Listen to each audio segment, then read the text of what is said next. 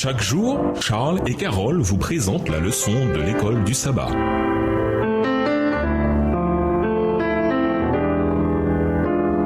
Bienvenue dans votre émission Dieu nous parle. Nous voilà à la leçon de lundi, scellement du peuple de Dieu. Lisons Apocalypse 7, les versets 4 à 8. Quel est le nombre de ceux qui sont scellés? Quelle est la signification de ce nombre? Apocalypse 7, les versets 4 à 8. J'entendis le nombre de ceux qui furent ainsi marqués. Ils étaient 144 000 de toutes les tribus du peuple d'Israël à porter cette marque. 12 000 de la tribu de Juda, marqués du sceau, 12 000 de la tribu de Ruben, 12 000 de la tribu de Gad, 12 000 de la tribu d'Azer, 12 000 de la tribu de Nephtali, 12 000 de la tribu de Manassé, 12 000 de la tribu de Siméon, 12 000 de la tribu de Lévi, 12 000 de la tribu d'Issachar, 12 000 de la tribu de Zabulon, 12 000 de la tribu de Joseph, 12 000 de la tribu de Benjamin, marqués du sceau. L'annonce du nombre de ceux qui sont scellés marque la fin du scellement. Jean entend que leur nombre est de 144 000 des 12 tribus d'Israël. Il ne s'agit pas d'une référence à un nombre littéral, mais à ce qu'il signifie. Le chiffre 144 000 correspond à 12 fois 12 000.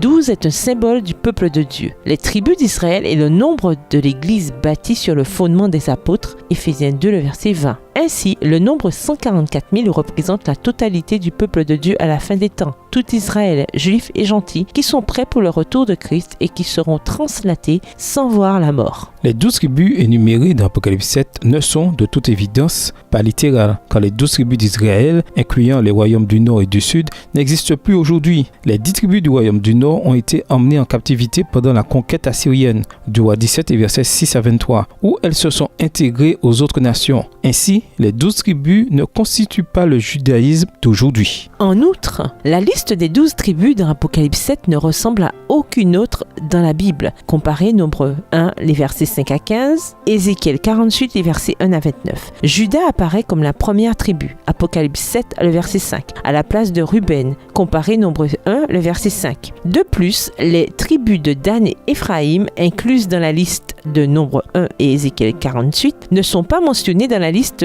d'Apocalypse 7, tandis que Joseph et Lévi prennent leur place. Apocalypse 7, les versets 7 et 8. La raison évidente à l'exclusion d'Éphraïm et apparemment de Dan est la suivante. Dans l'Ancien Testament, ces deux tribus sont apostates et idolâtres. 1 Roi 12, les versets 29 et 30 et Osée 4, le verset 17. La liste des tribus de l'Apocalypse n'est pas historique, mais spirituelle. L'absence de Dan et d'Éphraïm de la liste laisse entendre que l'infidélité de ces deux tribus n'auront pas de place parmi le peuple scellé de Dieu. De plus, l'Église dans le Nouveau Testament est assimilée aux 12 tribus d'Israël. Jacques 1, verset 1. Les 12 tribus d'Apocalypse 7 représentent le peuple de Dieu dans sa totalité, qui tiendra bon jusqu'à la fin, juifs et gentils. Quelles assurances de la Bible Dieu donne-t-il à ceux qui devront traverser le temps de trouble? Et nous vous laissons à cette question de réflexion. Quelle est la signification du sceau de Dieu pour une personne qui a vécu et vit encore dans le péché? Au revoir. Et à demain si Dieu veut.